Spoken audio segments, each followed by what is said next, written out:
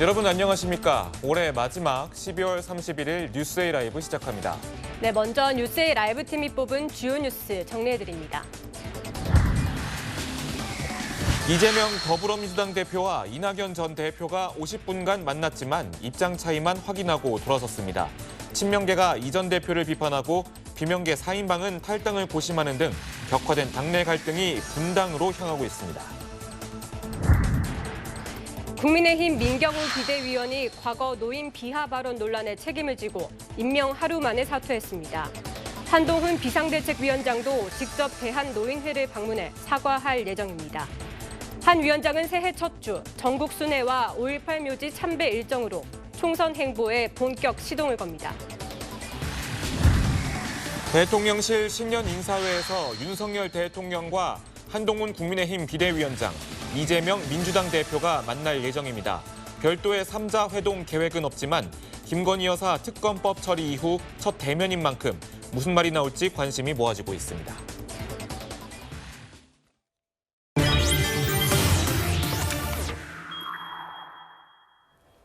네, 뉴스 분석 함께할 네 분 소개하겠습니다. 서정욱 변호사, 구자홍 동아일보 신동아팀 차장 나오셨습니다. 서용주 민주당 상근 부대변인, 장현주 민주당 법률위원회 부위원장 함께합니다. 어서 오세요. 어서 오세요. 네, 지난 9월 이재명 대표 단식장에서 잠시 대면했던 두 사람, 이재명 대표와 이낙연 전 대표죠. 지난 7월 이후 5개월 만에 만났습니다. 먼저 이재명 대표 목소리 들으시죠.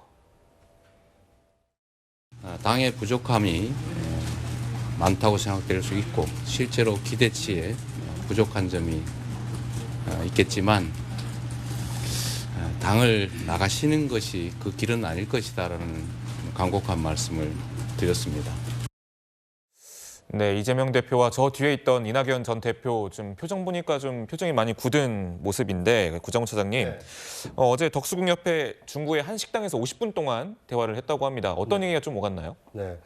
아무래도 이제 이재명 대표로서는 이제 탈당을 예고한 상태이기 때문에 이낙연 전 대표가 탈당보다는 민주당에 잔류해서 함께 내년 총선을 승리로 이끄는 것이 어떻겠느냐 이제 이런 얘기를 했을 것으로 관측이 되고요. 네. 그에 비해서 이낙연 전 대표의 경우에는 이재명 대표가 여러 가지 사법 리스크에 지금 노출이 돼 있는 만큼 이 통합 비대위를 꾸려서 이선 후퇴를 통해서 이 민주당의 어떤 통합 선대위 또는 통합 비대위를 꾸리는 것이 어떻겠느냐 이렇게 자신들의 입장을 좀 상대방에게 얘기를 하고 그것에 대한 어떤 합의가 없었기 때문에 아마 결과적으로 이재명 대표는 이낙연 전 대표의 탈당을 사실상 받아들이고 있는 것이 아닌가 이런 생각이 듭니다.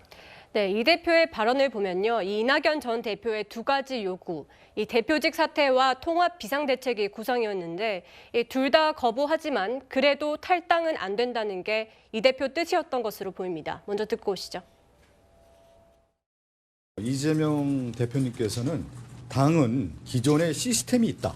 사퇴나 비대위를 수용하기 어렵다. 엄중한 시기인데 당을 나가는 것보다 당 안에서 가능한 길을 찾는 것이 중요하다.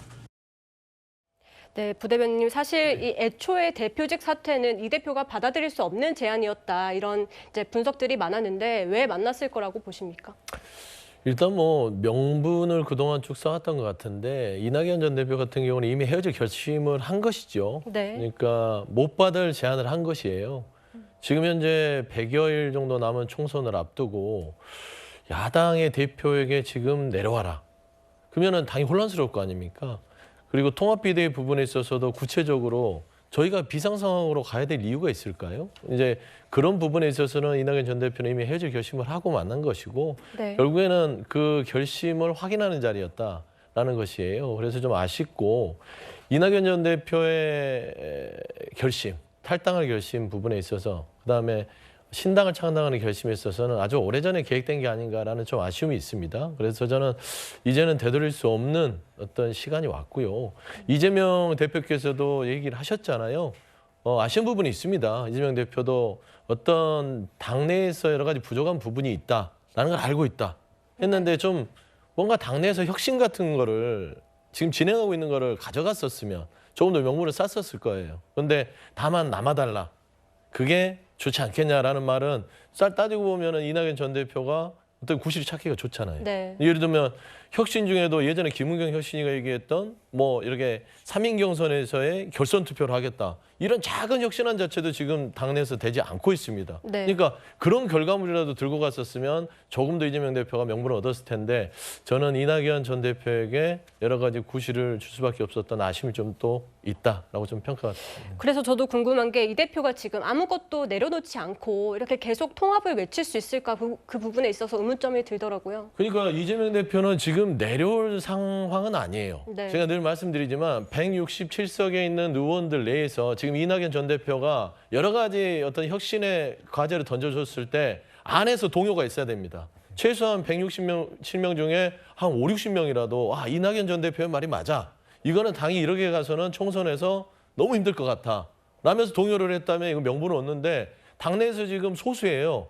손가락으로 꼽히는 분들만 지금 주장하고 있기 때문에 저는 이재명 대표가 거취를 결정하는 것보다는 여러 가지 혁신 과제들을 던져줌으로써 네. 당내 통합을 이끌어가는 그런 좀 실질적인 모습으로 가는 게 맞다. 저는 그렇게 좀 말씀드리고 싶습니다. 네, 그러면 회동을 끝나고 나서 민주당 이재명 대표와 이낙연 전 대표 어떻게 좀 말했을까요? 영상 준비했습니다. 영상 보고 오시죠. 어떤 경우에도 우리가 가능한 길을 찾아서 단합을 이뤄내고 우리 총리님 다시 한번 깊이 제고해 주시기를 부탁드립니다. 그 변화의 의지를 이재명 대표로부터 확인하고 싶었으나 안타깝게도 확인할 수 없었습니다. 네, 사실 이 두 사람 간의 만남이 기자들에게도 알려진 상황이었고 근데 갈등 관계가 좀 길었던 거에 비해서 50분은 허심탄회하게 만나고 대화하기에는 형식적으로나 시간적으로나 좀 부족했다. 따라서 좀 명분 쌓기용 만남이 아니었냐 뭐 그런 관측이 나오는 것 같아요. 일단은 사실 어제 만남이 결과적으로는 뭐 결과물을 도출하지 못하고 좀 아쉬운 장면을 보여줄 수밖에 없었는데요. 네. 사실 이재명 대표도 이낙연 전 대표도 어제 만남으로 두 분이 어떤 합의점을 바로 찾을 수 있을 거다라는 구체적인 기대는 없었을 것 같습니다. 네. 그럼에도 만나는 모습을 당원들께 보여드려야 된다라는 그 기대에 부응하는 그런 또 목표도 있었다라고 보이는데요. 그게 일부에서는 뭐 명분 쌓기용이 아니냐라는 뭐 이야기들도 있지만 저는 명분 쌓기를 넘어서서 당원들에 대해서 노력을 하는 모습을 보여주는 그런 도리를 다했다라고 생각이 듭니다. 그렇기 때문에 이재명 대표도 그리고 이낙연 전 대표도 본인들이 하고 있는 이야기들이 있고 그런 과정 속에서 좀 좁혀 나가야 되는 좀 간극들이 있는 상황은 분명해 보이는데요. 그 갈등들이 어제 만난 한 번으로 바로 정리되기는 좀 어려웠던 것 분명해 보입니다. 그럼 이제 앞으로가 중요할 텐데요. 이낙연 전 대표는 지금 사실상 신당 창당을 예고해둔 상황이고 그게 이제 새해에 들어서면 어떤 움직임이 일어날지는 사실 시간을 두고 좀 살펴봐야 되는 부분들은 분명히 있습니다. 다만 이재명 대표에 대해서도 이재명 대표의 거취가 뭔가 민주당의 혁신의 어떤 중요한 부분이다라고 보는 데서는 저는 동의하기는 어렵습니다. 지금 서 대변님 말씀 주셨지만 이재명 대표가 지금 작년에 압도적인 득표율로 당선됐던 당대표이고 이번에 강서구청장 보궐선거에서도 17%포인트 이상으로 승리를 했던 당대표입니다. 그렇다라고 한다면 당대표에게 그냥 내려와라 라고 말할 만한 뭐 공감대라든가 명분이 당 안에서는 형성되어 있다라고 보기는 어려울 것 같고요. 다만 민주당이 국민들 앞에 당원들께 혁신하는 모습을 보여줘야 되는 것은 분명하기 때문에 그런 구체적인 혁신 안들을 좀 만들어가면서 두 분 사이의 간극을 좁혀 나가는 움직임도 당원들께 보여드려야 되는 예의다 이렇게 생각이 듭니다. 그렇죠. 뭐 한 가지만 더 질문 드릴게요. 어쨌거나 그 메시지가 기존의 입장과는 다를 바가 없었고 되게 간결했습니다. 근데 뭐 아까 한 번으로 만나면 좀 부족할 수도 있다고 말씀하셨던 만큼 혹시 뭐 재차 두 사람이 다시 만나거나 뭐 그런 만남이 성사될 가능성이 있을까요? 지금 현재로서는 언제 만나게 될지 그런 부분은 불투명해 보이는 게 솔직한 이야기일 것 같습니다. 다만 정치는 생물이기 때문에 앞으로 여러 과정 속에서 뭐 만남이 되었던 뭐 두 분이 직접 만나실 수도 있겠지만 또는 두 분의 어떤 실무자들이 또 만나서 여러 가지 물밑적인 또 대화를 이어갈 수 있는 가능성은 분명히 열려 있는 것이기 때문에요. 앞으로 이 모든 가능성을 열어놓고 이 과정들을 지켜보면 되겠다라는 생각이 듭니다. 네, 이낙연 전 대표는 이재명 대표와 회동을 마치고 제 갈 길을 가겠다며 탈당을 시사했습니다. 먼저 듣고 오시죠. 그동안의 당 안팎에서 충정어린 제안이 있었기 때문에 그에 대한 응답을 기다렸으나 어떠한 응답도 듣지 못했습니다. 통합비대위 관련된 얘기도 있었을까요? 네, 그걸 거부했습니다. 제 갈 길을 가겠습니다. 네, 이 민주당에서는 두 분의 만남이 더 있기를 기대하는 목소리도 분명히 있는 것 같습니다만 네. 사실상 이 발언을 두고 결별을 통보한 것이다 이런 해석이 더 무게가 실리거든요. 그렇습니다. 제 갈 길을 가겠다라고 사실상 이제 최후 통첩을 한 것이고요. 어떻게 보면 민주당의 분열은 이제부터 이제 시작됐다 이렇게 보는 것이 타당할 것 같습니다. 뭐 몇 년 전, 이게 8년 전이죠. 2016년 총선을 앞두고 2015년 12월에 당시 이 새정치민주연합의 한 축을 담당했던 안철수 의원이 탈당을 합니다.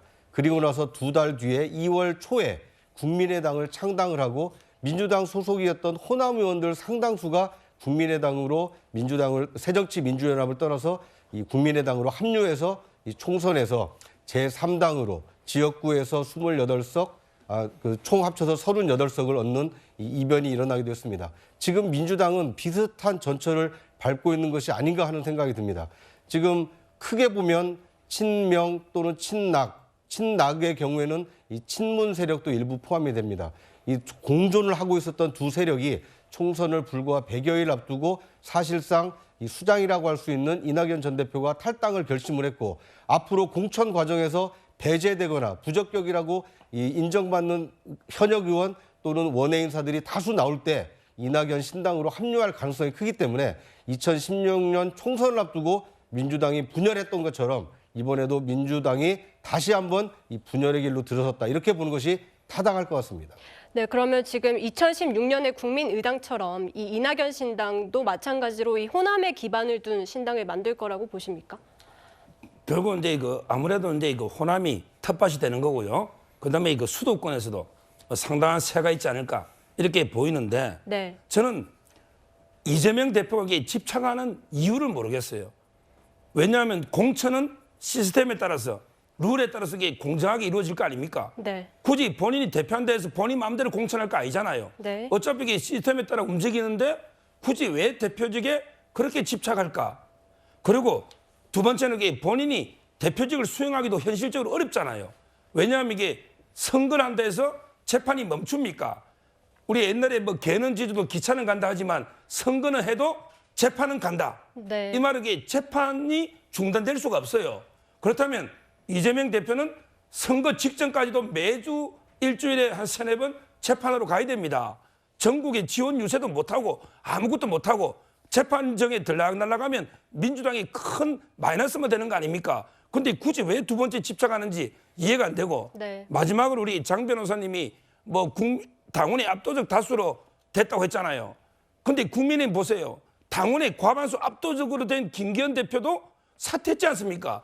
그게 비대위로 지금 가고 있지 않습니까? 한동훈 비대위 바람을 일으키고 있지 않습니까? 지금 이재명 대표가 거기 있음으로써 계속 분열되면서 오해를 받고 있잖아요. 이럴 때 이선 후퇴하면서 정말 이탄희 의원이든 젊은 완전히 물갈이해버리면 탈당 명분이 없잖아요. 그러면 총선 승리하면 될 텐데 왜 이렇게 저는 자리에 집착하는지 이해가 안 돼요. 네. 네, 알겠습니다.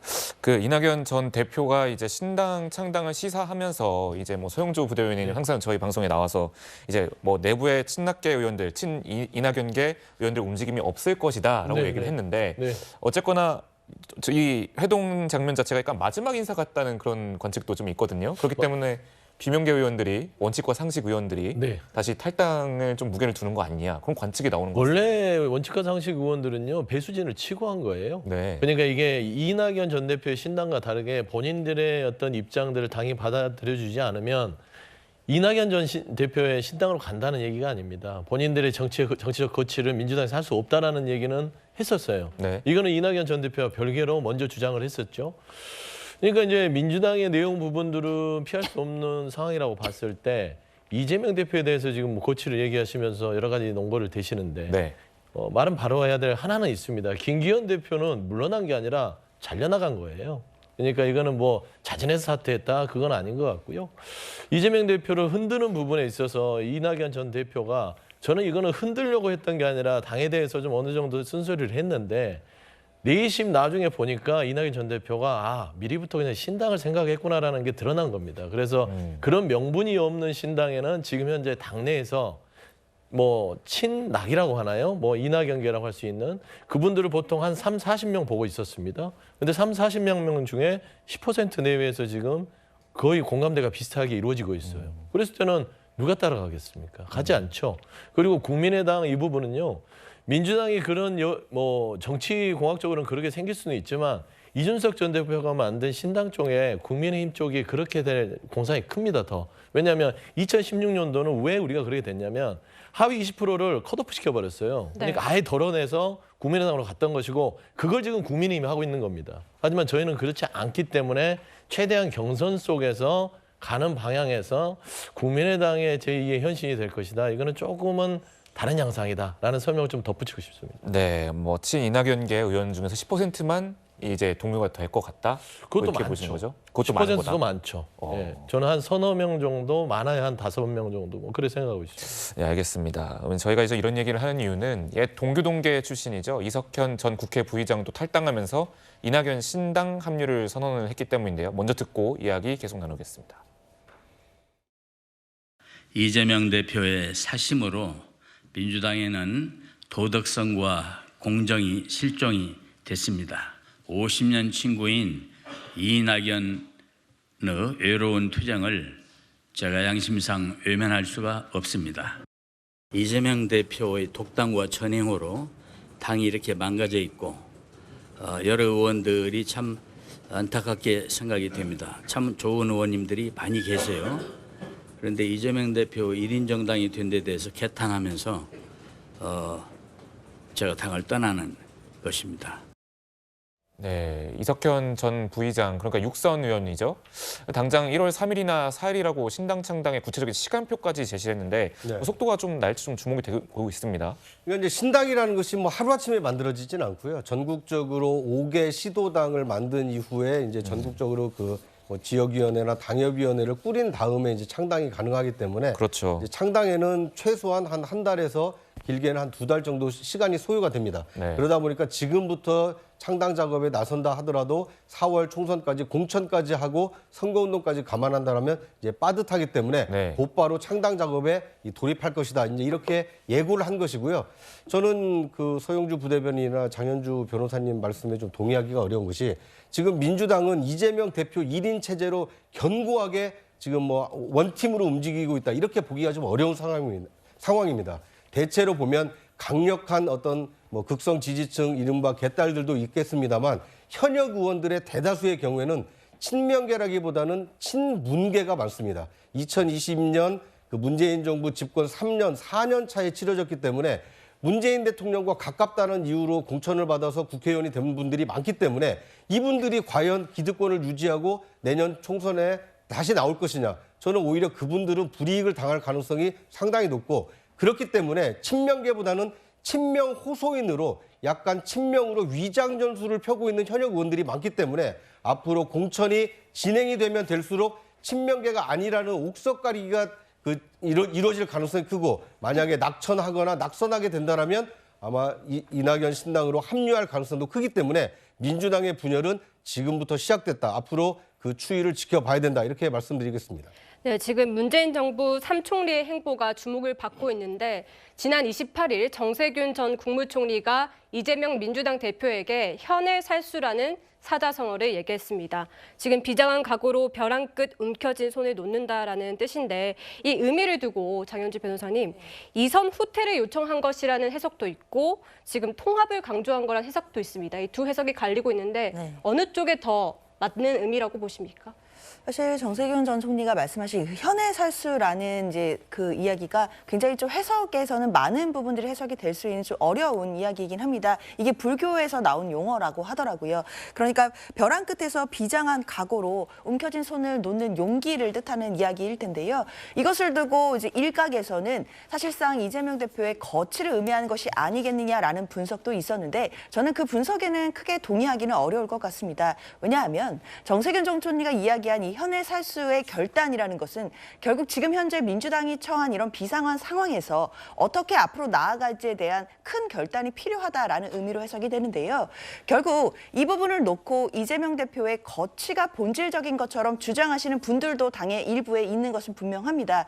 그러나 저는 이제 이른바 비명계 의원들이 항상 이재명 대표의 어떤 일선에서의 후퇴를 주장하시는 분들에 대해 아쉬움이 남는 부분은, 그렇다면 이재명 대표가 사퇴하고 나면 그 이후에 민주당이 뭘 어떻게 하겠다는지에 대한 구체적인 그림이 없습니다. 그런 그림들도 제시하지 않으시면서 다만 이재명 대표와 지금 현재 지도부만 물러나면 이 모든 상황이 다 타개될 것처럼 말씀하시는 건 전 좀 어폐가 있다라고 생각이 들고요. 결국 본질적인 것은 민주당이 내년 총선에서 국민들의 선택을 받을 수 있는 당으로 다시 탈바꿈할 수 있는 그런 혁신과 그리고 변화를 보여드리는 것, 그리고 단합하는 모습을 보여드리는 것, 이런 부분에 대해서 정세균 전 총리도 말씀을 주셨다. 저는 그렇게 생각을 합니다. 네, 정세균 전 총리는 어떻게 보면 이 해석에 대해서 이낙연 대표의 그런 주장처럼 이재명 대표의 이선 후퇴에 동조하는 그런 모습으로도 비춰진다, 그런 관측도 나오고 있는데, 서정 변호사 보시기엔 좀 어떻게 해석을 하세요? 이거는 이제 내려오라는 거죠. 손을 놓으라는 게 이선 후퇴라는 겁니다. 이게 무슨 해석의 여지가 있습니까? 저는 이걸 보면서요, 제가 가장 깊이 고민하는 거는 민주당은 이제 주류가 김대중, 노무현, 문재인 대통령이 이어집니다. 이 세 분은 과연 누굴 지지할까? 이걸 제가 이게 요즘 많이 고민하고 있어요. 저는 김대중 대통령이 이재명 당을 지지할까? 이낙연 당을 지지할까? 저는 이낙연 당으로 봐요. 왜냐? 김대중 대통령은 서생적 문제의식과 상인적인 실용감각, 통합협치를 강조한 이런 분입니다. 권노갑 전 분신이죠. 이분 포함해서 동교단계는 저는 이낙연 당으로 갈 가능성이 높다, 이래 보고요. 가장 지하에서 통곡하고 있는 분이 노무현 대통령입니다. 이재명 대표 노무현 대통령이 묘소 간다는데 노무현 대통령이 평생 뭐 했습니까? 원칙 있는 패배, 바보 노무현입니다. 선거에 이기고 지는 게 중요한 게 아니고 원칙이 중요하다. 근데 이재명 대표 뭐라 했습니까? 야, 멋지게 져면 뭐해? 선거는 무조건 이기고 봐야 돼. 이게 뭡니까? 이래가지고 노무현 대통령 묘소 앞에 가서 대통령이 우리 수단방만 안 가리고 이기겠습니다. 원칙은 필요 없습니다. 이럴 겁니까? 저는 노무현 대통령도 이재명 당을 지지하지 않나 봅니다. 마지막으로 양사님, 문재인 대통령, 삼총리 저 다 떠난다 봐요. 결국 바로 이낙연 총리 떠났죠. 그다음에 정세균 총리도 절벽이 떨어지라는 것은 사퇴라는 뜻이죠. 그다음에 김부겸 전 총리도 개딸들에서 공천 학살이 시작되면 떠난다. 저는 이게 대다수가 이낙연 당으로 간다, 이래 봅니다. 네, 이 대표가 대표직을 내려놓지 않는 것, 바로 공천권 때문이란 해석도 나오고 있는 상황인데, 이 민주당은 총선 공천 심사를 담당할 공천관리위원장에 외부 인사를 임명했습니다. 먼저 듣고 오시죠. 공천관리위원장으로 민주주의 세계적 석학이신 고려대 임혁백 교수님을 임명했습니다. 임 위원장은 투명하고 공정한 공천관리 업무를 이끌어줄 것을 기대하고 있고요. 이기는 민주당이 될 수 있도록 공정한 선거관리 해주실 걸로 기대합니다. 지금 외부의 원로 학자를 기용한 셈인데, 지금 이 친명 공천을 우려하는 목소리를 어느 정도 반영한 인사라고 봐야 될까요? 그렇죠. 그러니까 여러 가지로 당이 그런 시각들에 대해서 투명하게 하려고 하고 오해받지 않으려고 노력한다는 것을 보여주는 것입니다. 이번에 이제 임혁백 교수님 같은 경우는, 네. 그러니까 지금 현재 그 이재명 대표와는 관련성이 매우 희박해요. 그리고 뭐 이제 예전에 노무현 전 대통령이나 그쪽 정부에서 좀 일을 하셨고, 정당 민주주의 쪽에 있어서는 일가견이 있습니다. 네. 진보 쪽에서는 아주 합리적이고 어떤 여러 가지 아주 공정한 어떤 판단을 할 수 있는 분으로 정평이 나 있기 때문에, 지금 이제 공천관리위원장을 이재명 대표와 연관성이 조금이라도 있는 사람이 했었을 때는 걷잡을 수 없겠죠. 저는 그런 부분들이 깔려 있고, 지금 현재 그래요. 지금 아까 김대중, 노무현, 문재인 대통령 얘기하면서 현 지도부, 그다음에 나가는 이낙연 전 대표에 대한 어떤 평가를 해주셨는데요. 한 가지는 분명합니다. 김대중 대통령이나 노무현 대통령은 통합에 대해서 늘 중요하게 여겼습니다. 근데 분열은 필패다. 분열하지 말자, 뭉쳐야 한다라는 얘기를 했기 때문에 이거는 이재명 대표나 이낙연 전 대표나 모두에게나 해당되는 사항이에요. 그렇기 때문에 그런 부분들을 아로새기고, 저는 현재 이제 민주당의 공관위원장의 임명부터 시작해서 제일 중요한 거는 명분 싸움입니다. 이제부터는. 이재명 대표가 명분을 쌓으려면요, 이낙연 전 대표가 신당을 창당하더라도 혁신을 정말 놀랄 만큼 당내에서 해야 됩니다. 네. 이런 혁신들을 내놨다. 이런 혁신을 지금 우리가 주도하고 변화하고 있기 때문에 나가는 걸 후회하게 만들어주겠다. 이런 식의 혁신 어떤 그런 결과물들에 대해서 늦추지 않는다면 저는 이재명 대표를 더 이상 흔들 수 있는 명분은 없다. 저는 그렇게 보고 있습니다. 네. 네, 알겠습니다. 지금까지 민주당 소식 짚어봤고요. 다음은 국민의힘 소식입니다.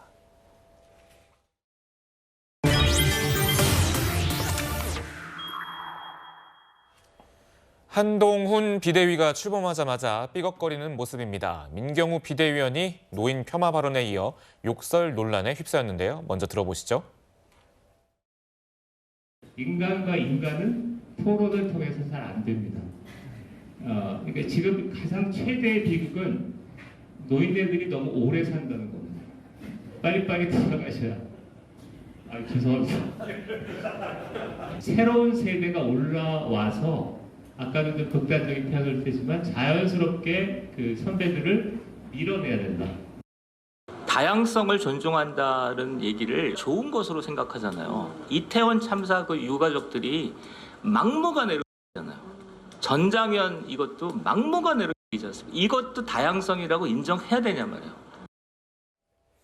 네, 민경우 전 비대위원, 비대위원직을 사퇴한다. 과거 발언 때문에 비대위 출발에 누를 끼치고 싶지 않았다라면서 사퇴의 의견을 밝혔는데 네. 구정차장님, 첫 회의에서는 어쨌거나 말실수였다고 사과를 했는데 네. 그걸로는 좀 여론을 좀 뒤집긴 역부족이었던 거죠. 그렇습니다. 발언 노인들과 관련된 발언 하나였다라면 아마 사과하고 비대위원직을 유지할 수도 있었을 겁니다. 하지만 이 과거 발언 중에 논란이 될 만한 특히나 이 국민의 감정선을 자극할 만한 발언들이 잇따라 터져 나오면서 이 비대위원직을 유지하는 것이 자신의 명예뿐만 아니라 자신을 비대위원으로 임명해준 이 한동훈 비대위 체제까지도 흔들 수 있겠다. 이런 위기의식을 느꼈기 때문에 하루 만에 조기 사퇴한 것이 아닌가 이렇게 생각이 됩니다. 네, 한동훈 위원장 대한노인회장에 즉각 사과 의사를 전달했는데요. 바로 이런 상황을 우려했던 것 아닐까 싶습니다. 먼저 들어보시죠. 우리들의 미래가 훨씬 더 긴데 왜 미래가 짧은 분들이 똑같이 1대1 표결을 하냐는 거죠, 투표권을. 손찌검을 하면은 또 안 되니까 내가 요 사진이라도 내가 뺨을 한 대 때리겠습니다. 예? 정신 차려. 네, 그런데 지금 민경우 전 비대위원의 발언이요. 또 운동권 척결이나 세대 교체 이런 방향과도 좀 맞닿아 있는 측면이 있는 것 같은데 이런 사태가 오히려 비대위에 더 부담이 될 가능성에 대해서는 어떻게 보십니까? 저는 이제 이 민경우 위원 발언하고요. 조금 전에 김은경 위원장의 발언은 전혀 다르다 봅니다. 네. 왜냐하면 김은경 위원장은요. 아들의 말을 인용했지만 어르신들에게 노인들 살아있는 기대 여명만큼 투표권을 박탈해야 된다. 이러면서 그게 합리적이죠. 이렇게까지 계속 했어요. 그럼에도 불구하고 끝까지 직을 유지했잖아요. 근데 민경우 위원은 그게 아니고 우리 장강의 후랑 뒷물결이 추전당 앞물결을 밀어내듯이 자연스럽게 386 운동권을 청산시키게 된다. 이런 세대교체 이야기하면서 실수가 나온 거예요. 네. 근데 문제는 그 자리에서 1, 2초 만에 바로 죄송합니다고 정정혜가 사과했잖아요. 네.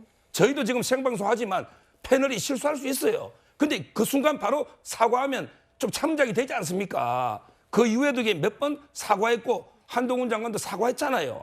근데 저는 그래도 우리 대한노인 회장님이 계속 요구하니까 부담을 안 주기 위해서 본인 스스로 사태에 대해 너무 좀 안타까운 네. 이런 그 상황입니다. 네. 네, 지금 저희가 김은경 혁신위의 그림을 영상을 좀 보여드리긴 했습니다만 그때 당시를 떠올려 보면 김은경 혁신위원장도 나흘 만에 이제 사과를 했잖아요. 네. 근데 이제 그때 당시에는 사과가 분명하지 않았다라는 점 때문에 논란 지속이 됐었는데 이번에 한동훈 비대위원장도 직접 찾아가서 사과할 예정이다. 그리고 해당자도 하루 만에 사퇴를 한 거 보면 그때 당시 학습 효과나 타선적 때문이 아닐까 생각하는데 좀 어떻게 보이세요? 그거는 학습 효과라고 본다면 볼 수 있는데 근데 민경호 비대위원이나 네. 국민의힘에 왜 이렇게 말이 많은지 모르겠어요. 잘못했으면 잘못했다고 그러면 되지. 네. 뭐 민주당보다 낫지 않냐. 민주당이 내려보다 잘했잖아요. 저는 이런 논리 구조가 왜 나오는지 모르겠고요. 민경호 비대위원장 이제 아까 비대위원 얘기하셨는데 김은경 혁신위원장도 당시에 발언을 잘못했죠. 그래서 본인이 책임지고 이제 사퇴를 한 것인데 민경호 비대위원은요 뭐냐면 우리가 보통 어르신들한테 늘 하는 말이 오래오래 사십시오. 만수무강합시오 하잖아요. 근데 그만 사세요 한 거예요. 그러니까 그걸 실수를 했다라도 머릿속에 아 진짜 나이 들었으면 그만 사세요예요. 이거는 목숨하고 관련된 일입니다. 예를 들면은 김은경 시인은 말을 빌려서 어떤 선거제를 얘기하면서 실수를 한 거예요. 그러니까 비교하지 마시고 저도 비교할 생각 없지만 민경호 비대위원이 이런 발언에 대해서 앉아있으면 어르신들에게 매번 욕을 먹을 겁니다. 그러니까 당연히 물러나야 되는 것이고 깔끔하게 말씀하면서 사과할 거는 국민의힘에서 잘못 인선을 했다. 죄송하다. 이런 일이 없도록 하겠다 하면 끝나지 이걸 가지고 민주도보다 낫습니다. 국민들이 더 욕할 거예요. 저는 그런 말씀드립니다. 네, 갑진년 청룡의 해 내년부터 한 위원장 광폭 행보가 예고돼 있습니다. 이 전국을 순회할 예정이라고 하는데요, 고정 차장님. 네. 지금 당초에 이준석 전 대표가 이 한 위원장의 첫 일정이 대구일 것이다 이런 관측도 내놨었는데 네. 지금 보니까 대전부터 방문을 하는 것 같습니다. 네, 그러니까 대전을 가는 이유는 그 대한민국에는 국립현충원이 현재는 두 군데가 있습니다. 서울 동작동에 있는 국립현충원이 있고요. 네. 서울 이제 그 묘지가 다 차서 이 대전의 국립현충원을 만들어서 네. 지금 운영을 하고 있습니다. 한동훈 위원장의 경우에는 1월 1일에는 서울 국립현충원을 참배하고 2일에는 오전에 대전 국립현충원을 참배할 예정입니다. 이후에 대전 시당에서 신년 인사회를 갖고 그날 오후에 대구 시당으로 이동을 해서 이 대구 시당에서도 신년회를 갖습니다. 네. 이제 그리고 주목되는 것이 그 다음 날 행보인데요. 이 광주 시당을 방문해서 이 광주 시당에서도 신년회를 가질 예정입니다. 그러니까 대전, 대구 찍고 이 광주로 가는 것인데요. 이 국민의힘으로서는 상당히 취약 지역으로 알려지고 있는 호남에까지도 이 한동훈 비대위원장이 정성을 쏟겠다라는 그 뜻이 이 일정 속에 좀 담겨 있다 이렇게 해석할 수 있을 것 같습니다. 네, 뭐 서정욱 변호사님, 그동안 사실 국민의힘 혹은 그 전신의 자유한국당 대표들이 광주를 방문했을 때, 특히 5.18 묘지를 방문했을 때 사실 환영받지 못하는 듯한 모양새도 꽤 많았잖아요. 이번 한동훈 장관이 4일날 5.18 민주묘지를 광주에서 참배를 하게 되는데 뭐 이럴 때면 광주 시민들의 그런 모습이라든지 좀 다른 분위기가 좀 연출될 수 있을까요? 좀 어떻게 보이세요? 지금 이제 그 한동훈 위원장이요, 실제 이제 그 진보 민주 진영에서 이제 요구하는 이런 이제 민원들 있잖아요. 이런 걸 이게 많은 일을 했습니다. 옛날에 그 우리 제주도 4.3 있잖아요. 이것도 이게 직권으로 재심해서 억울한 사람들에게 구제해주는, 그리고 옛날에 민주화 유공자 그 빚 있잖아요. 이런 것도 이게 해결해주고요. 실제 한동훈 장관이 뭐 73년생이죠. 80년 광주의 아픔에 직접적인 원인 제공자도 아니고, 그리고 이게 오히려 민주 진영, 진보 진영의 그 어려운 여러 가지 현안들을 많이 해결해 줬습니다. 굳이 저는 호남에서 이제 그 한동훈 장관을 뭐 환영 안 할 이유가 없다. 물론 이제 이념적으로 약간 이게 보수와 진보다 보니까 열렬한 이게 환대는 못 받을지 모르지만, 그렇지만 이제 저는 비토를 하거나 오히려 이제 이럴 이유는 전혀 없다. 이렇게 보이기 때문에 당당하게 광주에 방문해서 저는 역할을 할 수 있다. 이렇게 봅니다. 네, 이 한 위원장 지난 금요일 비대위원장 취임 후 처음으로 이재명 대표를 만났었는데요. 목소리 듣고 이야기 나누시죠.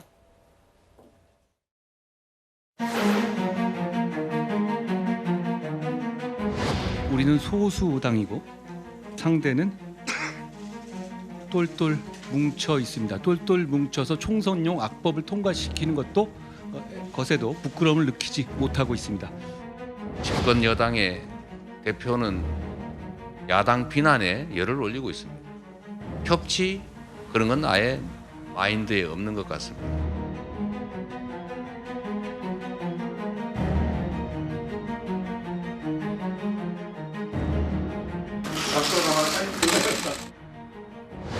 오늘은 제가 대표님 처음 뵈러 온 것이기 때문에 대표님 말씀을 많이 듣고 가겠습니다. 고맙습니다. 저희도 정말 적극적으로 협력하겠습니다. 뭐 가치적으로 대립되는 게 아닌 한 최대한 협조하겠다는 말씀을 드립니다. 네, 두 사람 만나기 전에는 특검법을 둘러싸고 한껏 날이 서 있었는데 오후에 막상 얼굴을 볼 때는 분위기가 나쁘지 않았습니다. 이 한 위원장과 이 대표의 17분간의 만남인데요. 지금 장윤주 변호사님, 아무래도 첫 만남이다 보니까 탐색전을 벌였다 이런 해석들이 나오고 있습니다. 일단 아무래도 이제 이재명 대표와 한동훈 비대위원장의 저 만남은 그 만남이 있기 전부터도 많은 국민들의 관심을 받았던 것 같습니다. 네. 그만큼 그동안 서로에 대해서 날선 말들을 주고받았던 사이이기도 하고 또 한동훈 비대위원장은 국회에 출석해서 장관일 때 뭐 이재명 대표에 대한 영장 청구를 하면서 구속의 필요성을 설명하기도 했던 또 그런 나름의 악연이 있는 거 아니겠습니까? 그렇기 때문에 만나서 어떤 표정을 지을지 어떻게 인사할지 무슨 이야기를 나눌지 참 많은 주목이 되었었는데요. 사실상 뭐 두 분이 처음 만나는 거고 하다 보니까 일단 보기에는 분위기가 나쁘지는 않았던 것으로 보입니다. 뭐 서로 간의 면전에서 뭐 날설 말이 오고 가지도 않았고요. 다만 일단 첫 만남이었고 그리고 이제 앞으로 정치를 하는 그 행보가 서로 간에 많은 차이가 있을 것은 분명한 지점이기 때문에 그런 부분에 있어서는 또 미묘한 긴장감도 그리고 또 때로는 어색해 보이기도 하는 그런 모습들도 연출이 됐던 것 같습니다. 그러나 또 국민들께서 원하시는 건 저 두 분들이 여야 할 것 없이 협치하는 모습을 보는 것 당연히 국민들께서 기대하실 거라고 보이는데요. 사실 이제 대통령께서 김건희 여사에 대한 특검법을 거부할 것이라고 사실상 예고를 해놓으신 상황이고 그러면 국회에서도 계속해서 전운이 감돌게 될 것이기 때문에 이 여야의 협치 부분에 대해서는 어려운 숙제를 두 분 모두가 다 받아드신 거 아닌가라는 생각이 들었습니다. 네, 지금 화면 뒤로 보면 두 사람 화면을 보면은 뒤에는 김건희 특검을 수용하라라는 문구가 있는데 서영주 부대변인님, 저거 뭐 일부러 걸어둔 건가요? 아니요, 저 오래된 건데요. 뭐 우연찮게 그렇게 된 건데 그게 이제 한동훈 비대위원장의 숙제인 거예요. 네. 이게 지금 현재 국민들이 바라는 부분들이고 김건희 여사에 대한 특검을 넘어야 되는데 한동훈 비대위원장이 정말 이 화려하게 들어왔단 말입니다. 네. 정말 소문난 잔치를 벌였는데 먹을 게 없고요. 요란한 빈소리가 돼버렸어요. 그래서 저는 한동훈 비대위원장을 보면서 나름대로 김건희 여사에 대한 특검은 나름대로 대통령실과 다른 입장을 통해서 뭔가 한동훈은 다르구나 라는 국민적 기대가 있었을 거예요. 그래서 저는 한동훈 비대위원장의 이 첫 일성 어떤 일을 하더라도요. 김건희 여사의 특검을 받아들이지 못하고 대통령 편을 들었을 때는 국민과 맞서는 비대위원장이 된 거예요. 그래서 저는 별명이 하나 생각나요. 한동훈 비대위원장은 난 12시다. 난 12시요? 난 12시는 별이 안 보이죠. 별 볼 일 없다. 네. 네, 현재까지는 별 볼 일 없는 비대위원장이다. 저는 그렇게 평가하고 싶습니다. 네. 부장수장님 뭐 말씀하신다고 손 드셨는데. 네. 한동훈 비대위원장이 그 이재명 대표를 만난 것은 전직 법무부 장관으로서 만난 것이 아닙니다. 그러니까 법무부 장관으로서 일을 할 때는 범죄 피의자인 이재명 대표에 대한 체포 동의안을 설명하는 것이 법무부 장관의 일이었기 때문에 국회에 출석해서 본회의장에서 그 얘기를 했던 것입니다. 개인 한동훈이 무슨 사감이 있어서 개인 이재명 대표에게 무슨 감정을 드러낼 일이 있겠습니까? 한동훈 장관은 법무부 장관으로 있을 때는 법무부 장관직에 충실했던 것이고 지금은 그 여당인 국민의힘의 비상대책위원장으로서 제1야당 대표를 예방한 것입니다. 거기에 무슨 사감이 끼어들 여지도 없고 또 처음 만나는 자리에서 현안을 논의하는 것도 어불성설입니다. 저는 첫 만남은 국민의힘 비상대책위원장으로서 이 제1야당 대표를 예의를 갖춰서 만났다. 앞으로 펼쳐 보일 국민의힘 혁신 그리고 총선을 어떻게 지휘할 것인지 그리고 대야 관계를 어떻게 상대해 나갈 것인지 여기에 한동훈 정치력이 달려있는 것이지 첫 만남 가지고 잘했다 잘못했다 평가하기는 너무 좀 이른 것이 아닌가 하는 생각이 듭니다. 네, 서정민 변호사님. 하지만 지금 이 특검법에 대해서 악법이라고 비판을 하면서도 지금 한 위원장이 특별감찰반이나 제2부속실 설치에 대해서는 좀 열어둔 것 아니냐 이런 해석도 여권에서 나오는데 가능성에 대해서는 어떻게 보십니까? 그는 이제 뭐 아마 대통령실에서 아마 윤석열 대통령이 직접 기자회견이나 신년에 하면 이게 어떤 언급이 나올지 좀 지켜봐야 되는 거고요. 네. 저는 지금이라도 이 민주당이요 특검을 그냥 처리하세요. 이 말도 안 되는 악법이라는 거 민주당도 알잖아요. 모든 민변의 일부 변호사 빼고 이 특검에 갈 변호사가 누가 있습니까? 제가 100번, 1000번, 10,000번 양보해서 그래 주가 조작에 계좌 빌려줘도 치자고요. 그래봤자 벌금 몇백만 원 나오는데 이걸 81억 들여가지고 특검하자? 이게 말이 됩니까? 특검이라는 게 권력 비리로 크게 중대한 범죄지 이게 말이 되느냐고요. 이걸 홍익표 대표는 권한쟁의 심판하겠대. 권한쟁의 심판. 아니 국회는 모든 게 법대로 우리 다수 숫자 많으니까 우리 마음대로 법대로 다 패스트트랙 태워서 법대로 하면서 대통령은 헌법이 부여한 고유권한 국회 악법에 대해서 견제할 수 있는 고유권한 거부권 행사하는데 이게 왜 권한적인 심판이 대상이 됩니까? 이렇게 헌법을 짓밟고 법치를 짓밟고 이렇게 해서는 안 됩니다. 지금이라도 민주당 빨리 이거 철회하고 이제 민생과 정책을 통해 총선해야지 김건희 특검으로 총선 치를 겁니까? 지금이라도 민주당 정신 차려야 됩니다. 서정 변호사님은 제가 좀 한 말씀 드려야 되는 게 악법 아니라는 거 잘 아시잖아요. 그렇죠, 변호사님? 그런 거예요. 저희가 악법이라고 하는 게 아니라 악법이 아닌 걸 잘 아셔요. 이미 다 이 특검에 대해서는 여야 막론하고 그동안 그렇게 해왔던 관례였습니다. 근데 갑자기 대통령의 배우자가 들어오니까 그것도 김건희 여사가 되니까 아 이거는 갑자기 악법이 돼버려요.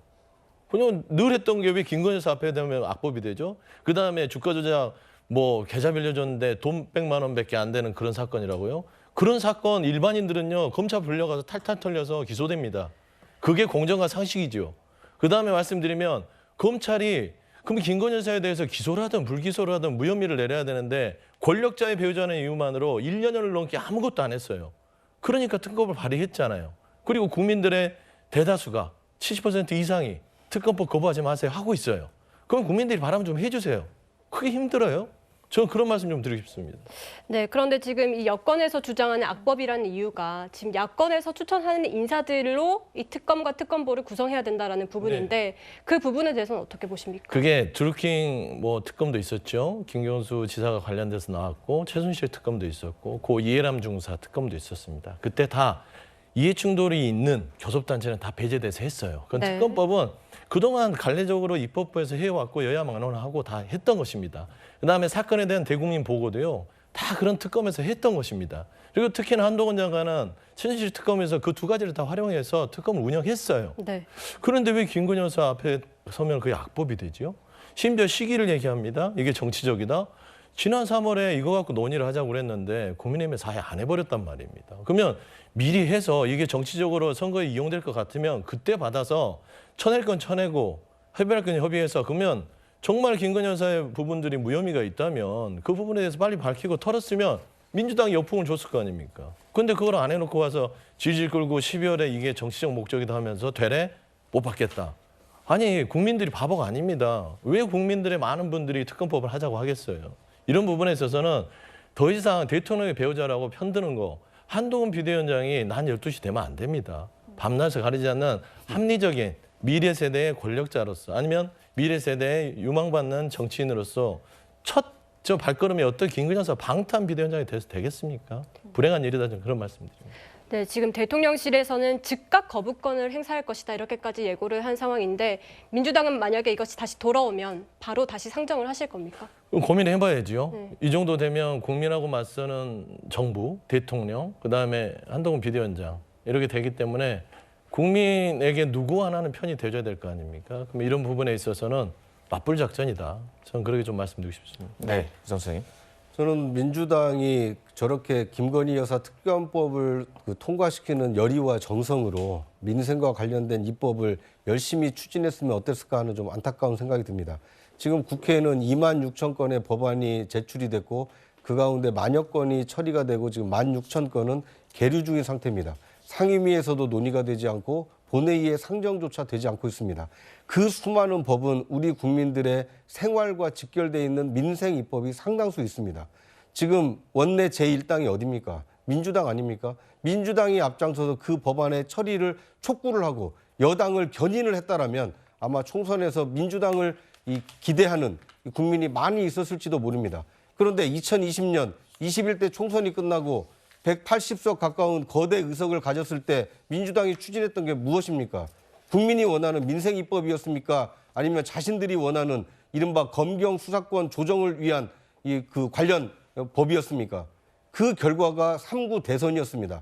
지금도 마찬가지로 다수 의석을 앞세워서 김건희 특검법을 통과시켜서 그것으로 내년 총선에서 국민들에게 정권 심판을 하겠다라고 얘기를 하고 있지만 다수 국민들은 그렇게 수많은 법안 가운데 김건희 특별법 처리하는 정성에 100분의 1, 1000분의 1만 써도 통과시킬 수 있는 민생 법안이 수두룩한데 왜 그 법안은 다 모른 채하고 오로지 기승전 김건희만 얘기를 하고 있는가 이런 비판의 목소리도 있다는 것을 민주당 이재명 대표뿐만 아니라 민주당 소속 의원들도 똑바로 알아야 되지 않을까 하는 생각이 듭니다. 아니, 귀담아는 듣겠는데요. 구정차장님께서 뭐 여당 입장을 좀 편을 들려고 그렇게 얘기를 하시는 것 같아요. 편드는 게 아니고요. 현실을 말씀드리는 그러니까 겁니다. 말씀드릴게요. 그러니까 국회는 여야가 있습니다. 네. 그러니까 우리가 다수 의석은 맞아요. 하지만 다수 의석이 있다 해서 상임위에 올라온 모든 법안이 우리가 마음대로 할 수 있는 법안들이 아니에요. 특히나 법사위원장 같은 경우는 국민의힘이 하고 있고요. 법사위 파행 부분들을 누가 시켰죠? 법사위원장, 국민의힘이 법사위원장이 시켰습니다. 법사위를 통과해야만 본회의에 올라갑니다. 그런 건이 몇 건이 있었는지 제가 여기서 누차 얘기하지 않아도 입이 아파요. 그러니까 결국에는 여야의 협치가 실종돼서 정치가 실종돼서 대통령이 야당과 협치하지 않기 때문에 국회가 정지됐다, 정치가 실종됐다 이런 부분에 있어서도 한번 집권 여당과 정부가 다시 아로새겨야 되지 않겠냐 이런 부분이고요. 제가 그래서 구청장님이랑 20년 만서 뭐 민생이 좋아지겠습니까? 네. 다만 서로 간에 구청장님이 얘기하시는 민주당의 부분들 반성하겠습니다. 하지만 정부와 대통령도 국민이 원하는 게 무엇인지 정책 실정을 누가 이야기했는지 이런 부분도 함께 고민했으면 좋겠다라는 말씀 드리겠습니다. 네. 여기 서 부대님 발언 중에 두 개는 팩트를 정정해야 될 게 지금 검찰이 왜 무혐의를 안 하고 있느냐. 옛날에 문재인 정권 때 검찰이 무혐의를 해야 된다고 했는데 이성윤 검사장이 막았고 첫째는 두 번째는 왜 지금은 처리 안 하느냐. 지금은 이제 그 권오수 회장이 재판 중에 있어요. 근데 권오수 회장이 무죄가 되거나 공범이 안 되면 공소가 지난 거잖아요. 공소권 없음이 되는 거예요. 무혐의 이전에. 그래서 기다리고 있다는 걸 말씀드리고 두 번째 브리핑 있잖아요. 그럼 이게 고 이성균 씨는 뭡니까? 거기에 대해서 왜 공개 소환하느냐 이래가지고 문재인 이재명 대표도 글 올리다 삭제하고 조국 교수부터 그렇게 하면서 그러면 이게 다른 거는 브리핑하고 다 공개해도 되고 이성균 씨는 이렇게 비판했지 않습니까? 기준이 똑같아야죠. 네, 알겠습니다. 지금 현재 뭐 어쨌거나 한동훈 비대위원장에게 특검법, 김건희 여사 특검법은 상당히 좀 과제다라는 점은 일맥상통한 것 같습니다. 여야 모두. 자, 그런데 이제 한동훈 장관의 하나의 사진이 좀 유명하고 화제가 좀 되고 있습니다. 그러니까 비대위원들을 임명했을 때 통상 보통 보면 대표가 가운데에 섰던 것 같은데 지금 원재혁 원내대표는 오른쪽 끝에 그리고 한동훈 비대위원장은 왼쪽 끝에라고 돼 있습니다. 장은주 변호사님, 이게 뭐 이제 수평적인 그런 구조를 만들기 위한 어떤 탈권위적인 그런 면모다라는 그런 관측이 나오고 있긴 한데 장은주 변호사님 보시기에는 좀 어떤 생각이 드세요? 그렇죠. 일단 한동훈 위원장이 본인이 강조하고 싶은 부분들이 뭐 특권을 철폐 뭐 이런 부분이었기 때문에 사진을 찍는 모습에서도 본인이 이제 중앙에 서지 않고 이제 구석에 서는 모습으로 이 부분을 좀 상징화하고 싶어 하시는 것 같습니다. 결국 한동훈 위원장이 계속 이야기했던 본인은 여의도 문법에 따르지 않고 뭐 5천만의 언어를 쓰시겠다 이런 말씀을 해오셨는데요. 그래서 국민들이 보시는 것은 저런 사진 한 장이 아니라 결국 한동훈 위원장이 앞으로 어떤 정치를 하시는지 그걸 보고 계십니다. 그리고 그때그때마다 냉혹한 성적표를 매기실 거라고 생각이 드는데요. 앞서도 얘기가 나왔던 김건희 여사에 대한 특검법을 과연 한동훈 장관이 어떻게 풀어낼 수 있을 것인지 그리고 앞으로 국민의힘 내부에서 여러 공천 상황에서 이해관계 그리고 갈등들이 첨예해질 텐데 그때 과연 어떤 정치력을 발휘할 수 있을지 이런 부분을 가지고 국민들께서 평가를 하시는 것이지 사실 사진의 위치나 이런 부분들은 지역적인 부분이다 이렇게 말씀드리겠습니다. 네, 지금 한 위원장이 보여준 이런 혁신 행보에 이준석 전 대표가 조금 견제하고 있는 것 같습니다. 이 전 대표는 한 위원장을 향해 이제 경쟁자 상대라고 정의했습니다. 이 대표 얼마 전만 해도 이 한 위원장을 이렇게 치켜 세웠었는데 복권이라 추켜 세웠었는데 지금은 나를 세우고 있습니다.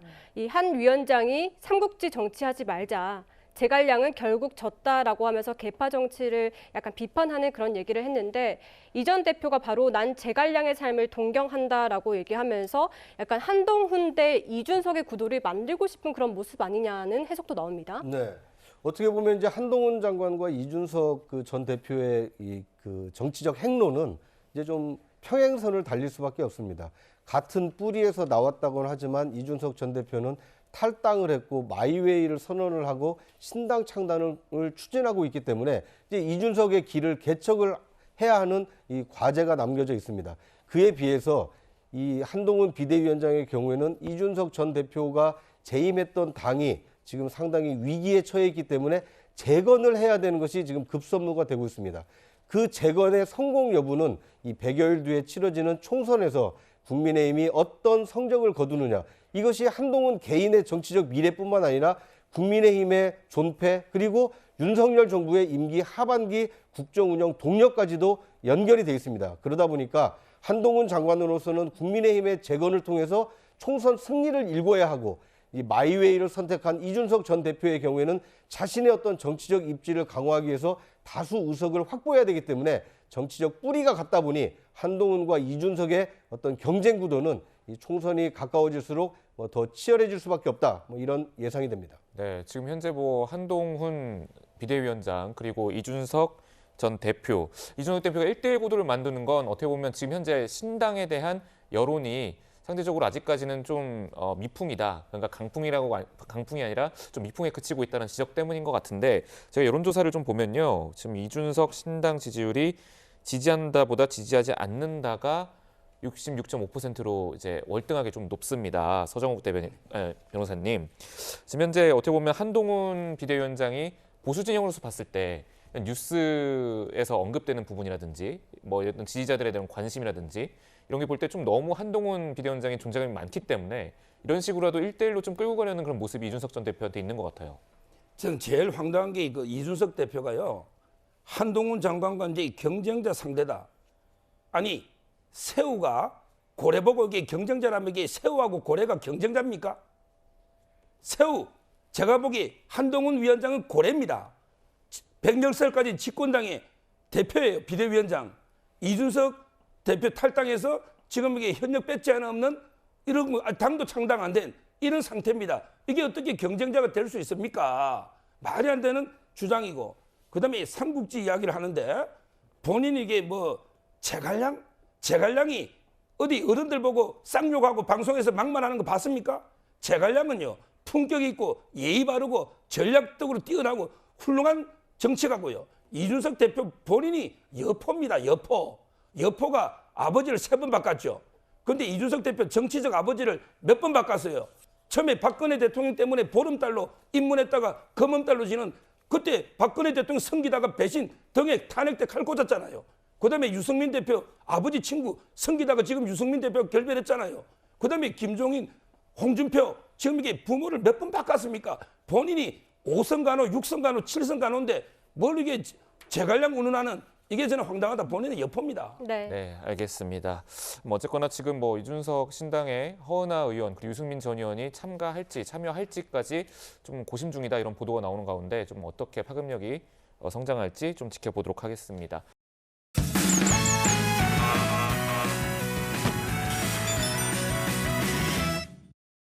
이 뉴스 조아랍니다. 크리스마스 트리에 예쁜 조명이 반짝이죠. 그런데 자세히 보면 여느 트리와는 생김새가 조금 다릅니다. 라면을 쌓아 만든 라면 트리입니다. 조선대 어린이집 소속 원아들이 집에서 라면을 2~3봉지씩 가져와 만든 겁니다. 끼니를 걱정하는 어려운 처지의 이웃들을 돕기 위해 아이들이 직접 의견을 냈다고 하는데요. 배고픔에 있는 주위에 사람들이 많이 있다라는 거를 느끼면서 그러면 뭘로 그 배고픔을 채울 수 있을까 했을 때 라면을 끓여서 금방 먹을 수 있으니까 그 사람들이 빨리 배고픔을 채울 수 있어요. 이런 의견들이 나온 거예요. 이 어린이집은 아이들이 텃밭에서 기른 배추함으로 김장을 담가 학부모에게 판매하고 7년째 그 수익금을 기부하고 있습니다. 아이들이 지금 현재 보면은 거의 현재 드립이 없어요. 나 아닌 다른 사람이 있다는 것을 인식을 시키고 그러면 인식시킨 다음에는 내가 갖고 있는 것 한해서 할 수 있는 만큼 아이들이 작게 시작을 해서 나눔을 이제는 아이들도 나눔의 기쁨을 잘 알게 되었다고 하는데요. 심고 가꾸고 할 때 아이들이 이렇게 말해요. 원장님 이거 우리 또 김장해서 불쌍한 사람들 도와줄 거지요? 우리 힘으로 우리가 가꾸어서 우리가 만들어서 한다는 게 더 컸던 것 같아요. 어려서부터 이웃과 나누는 마음을 키운 아이들이 어른이 된 세상. 지금보다 더 따뜻하지 않을까요?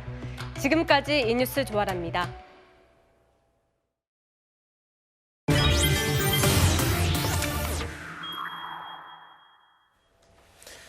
네, 새해 첫 주에 윤석열 대통령과 한동훈 위원장 그리고 이재명 대표가 한자리에서 만날 예정입니다.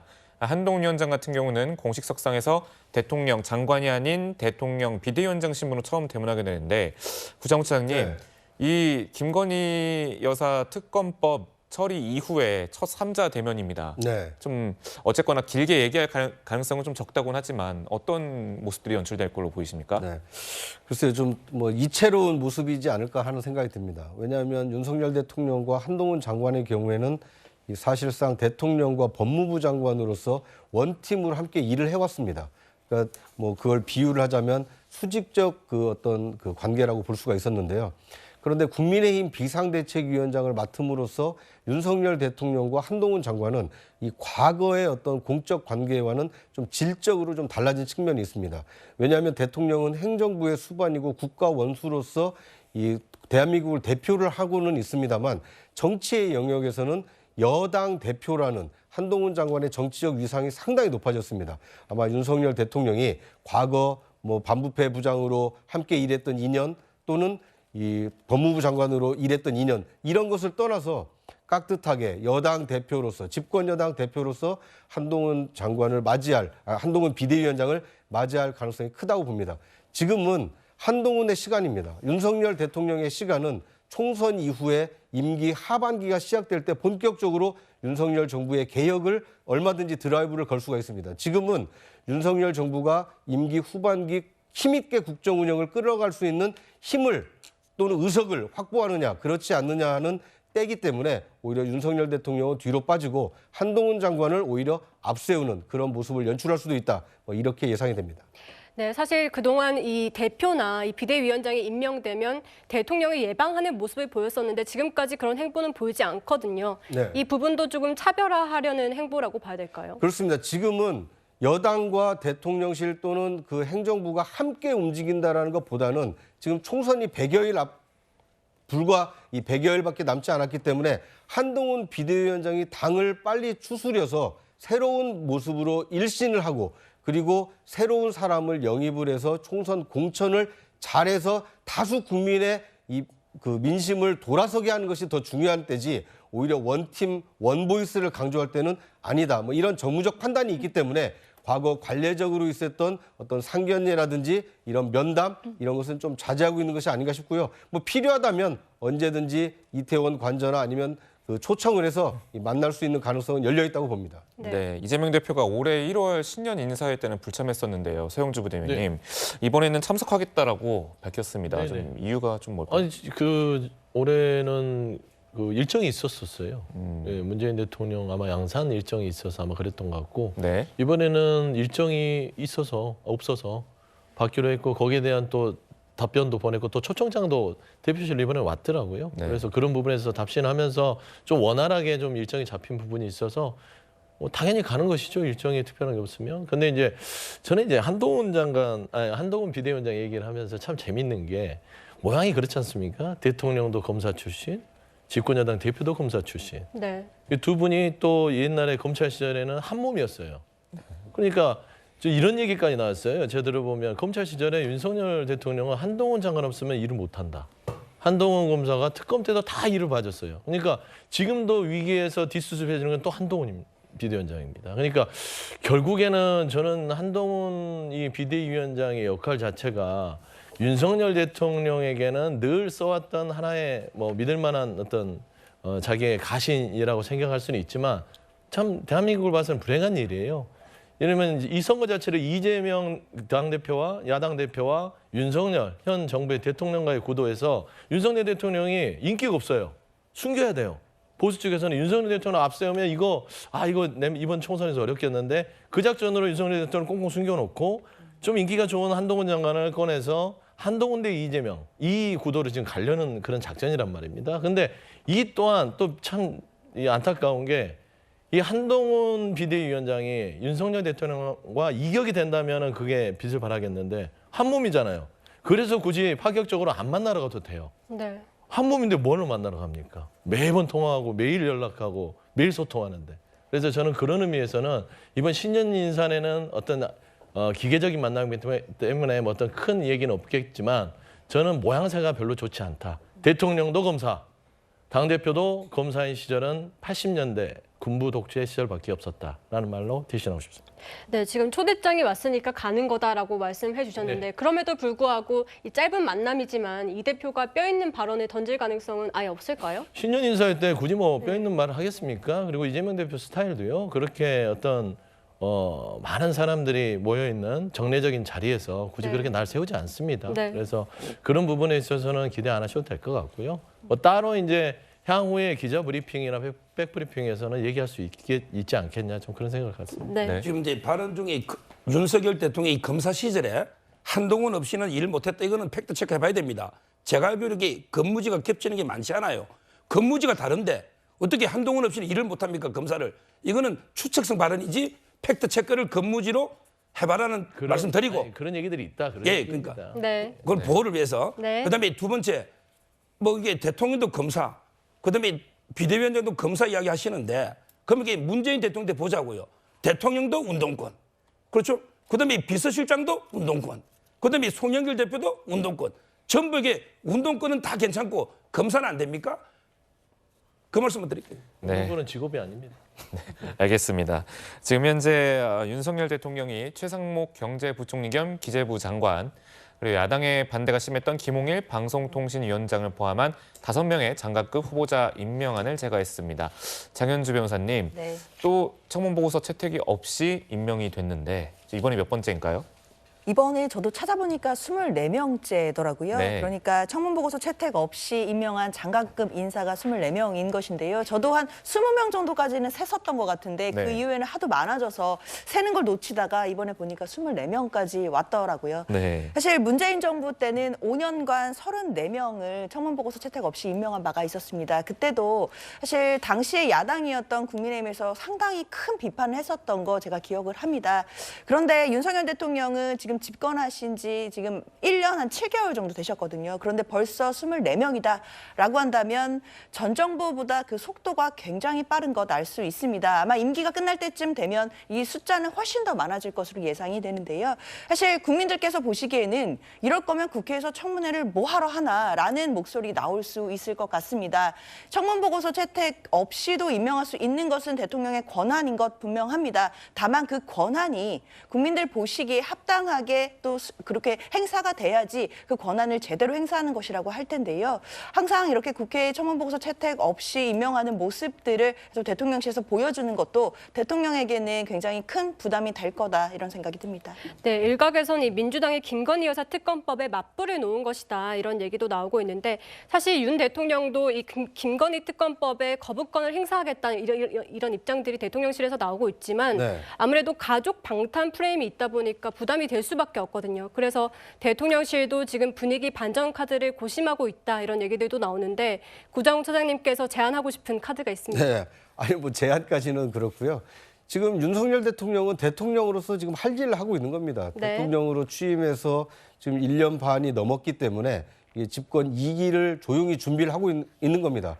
물론 총선 이후에 할 수도 있겠습니다만 지금 시점에 이게 교체하는 것이 좋겠다. 필요에 의해서 이 대통령 비서실장도 교체하고 내각도 일부 인사를 한 것으로 보입니다.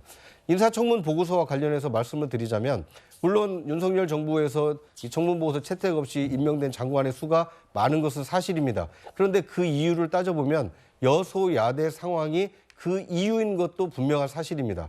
만약 총선에서 여소야대가 여대 야소로 바뀌고 그럼에도 불구하고 윤석열 대통령이 청문보고서 채택 없이 장관을 임명하게 될지 그것은 총선 결과에 달린 문제지 지금 뭐 그 장관의 어떤 적격 부적격 문제와는 상관이 없다. 여소야대 상황이 인사청문보고서 채택 불발로 이어지는 그 상황이다. 이걸 말씀드리고 싶고요. 앞으로 이제 그 1월 12일이 이 김건희 여사 특검법에 대한 어떤 그 거부권 행사 시한입니다. 아마 그때까지 대통령실은 충분히 여론을 수렴하고 최종적으로 이제 결정을 내릴 텐데요. 기승전 김건희 특별법으로 가는 민주당에 맞서서 대통령이 어떤 카드를 꺼내들지 상당히 좀 예의 주목이 되는 이 상황입니다. 짧게 하나만 여쭤볼게요. 뭐 신년 기자회견을 윤 대통령이 좀 한다던가 뭐 그런 방안도 좀 검토해 볼 수 있을까요? 어떻게 보이세요? 근데 저는 오히려 신년 기자회견은 좀 그 계획을 안 할 가능성이 높다고 봅니다. 아, 그런가요? 네, 왜냐하면 이제 총선을 불과 100여일 앞두고 있는데 대통령이 전면에 나서서 여야 굉장히 지금 공천 갈등, 총선 경쟁 이런 것이 격화되고 있는 상황인데 대통령의 말씀 한마디가 전체 어떤 정치권 전체 또는 국민 여론에게 미칠 수 있는 상황이 굉장히 크기 때문에 조용히 대통령으로서 할 일을 묵묵히 하고 있는 것이 오히려 그 대통령이 일을 더 잘하는 것이다. 이렇게 정무적으로 판단할 수 있기 때문에 오히려 신년 기자회견은 좀 이번에도 생략할 가능성이 있지 않나 이렇게 예상이 됩니다. 알겠습니다. 예, 이틀 전이죠. 윤석열 대통령이 서울 한남동 관저에 박근혜 전 대통령을 초청했습니다. 영상 보고 오시죠. 아유, 이 장시간 차를 타셨네. 괜찮으세요? 예, 잘 왔습니다. 한 4시간 걸리셨죠? 3시간 좀 넘었어요. 네. 날씨도 찬데 여기까지. 아닙니다. 이 위에 이제 조그만 방 몇 개 이제 이렇게 있고요. 그때 달성에 제가 꽃도 보여드리고 강아지가 점잖을 수가 있어요. 복 많이 받으시고 건강하시기 바랍니다. 종종 찾아뵙겠습니다. 예, 그 윤석열 대통령이랑 박근혜 전 대통령 세 분이니까 지난 10월부터 석 달 동안 연속으로 만났더라고요. 이게 뭐 의미가 있을까요? 그렇죠. 보수의 양대 축은 이명박, 박근혜 대통령입니다. 두 분을 이제 자주 뵙고 이렇게 보수를 먼저 결집한 다음에 그리고 이제 정책으로 중도층은 끌어들이는 거예요. 중도는 잡으려고 이게 쫓아가는 게 아닙니다. 좋은 정책을 내서 끌어들이는 이런 데 그 전략으로 보이고요. 조금 전에 그 특검법 여론을 제가 반박을 못해서 그 여론은요 한 20일 전쯤에 오래전에 했던 여론인데 가정적으로 법안이 통과도 되기 전에 거부권하면 어떻게 됩니까? 이런 여론이죠.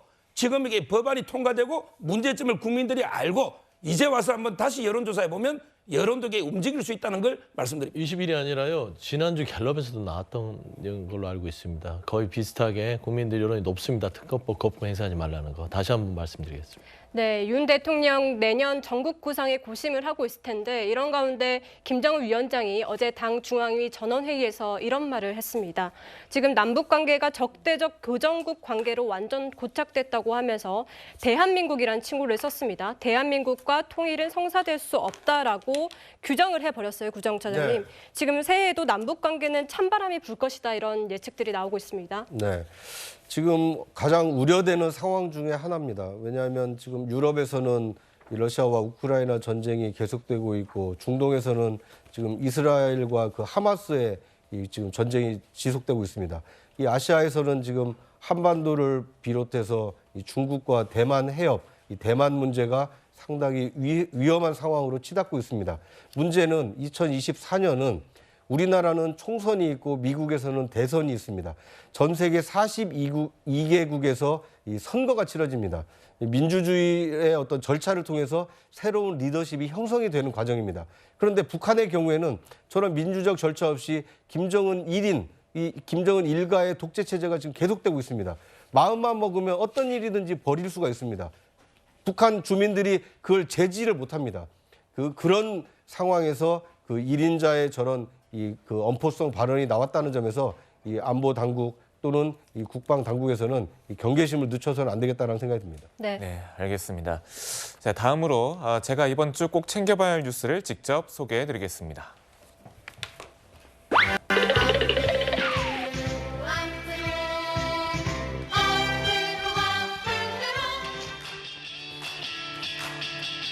주요 뉴스를 미리 보는 시간 앞으로 뉴스입니다. 새해 첫날인 내일 전국 곳곳에서 해맞이를 위해 88만 명이 몰릴 전망입니다.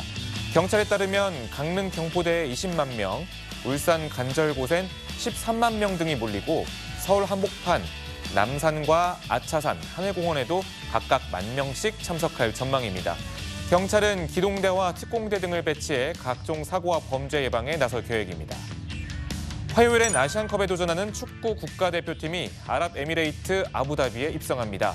중동팀과의 대결을 준비하려고 이라크와 평가전도 치릅니다. 다음 달 12일 카타르에서 개막하는 아시안컵에서 대표팀은 64년 만에 우승을 노립니다. 목요일엔 스프레인 낙서로 훼손돼 복구 작업이 진행된 경복궁 담장이 다시 시민들에게 공개됩니다.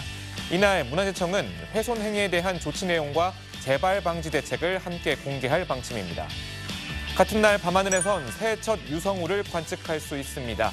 전문가들은 이번 유성우를 사분의 자리 근처에서 4일 자정부터 5일 새벽 사이에 잘 볼 수 있다고 밝혔습니다. 지금까지 아픈 뉴스였습니다. 저희는 60초 뒤에 다시 돌아오겠습니다. 벌써 2023년도 마지막 날입니다. 올 한 해를 돌아보니 최선을 다했지만 부족한 점도 많았던 것 같은데요. 네, 아쉬운 마음은 훌훌 털고 새로운 한 해 준비하는 주말 보내시길 바라겠습니다. 저희도 내년엔 더욱 새로운 모습으로 찾아뵙겠습니다. 네, 저희가 준비한 소식은 여기까지입니다. 일요일엔 뉴스A 라이브입니다. 네, 시청해주셔서 감사합니다.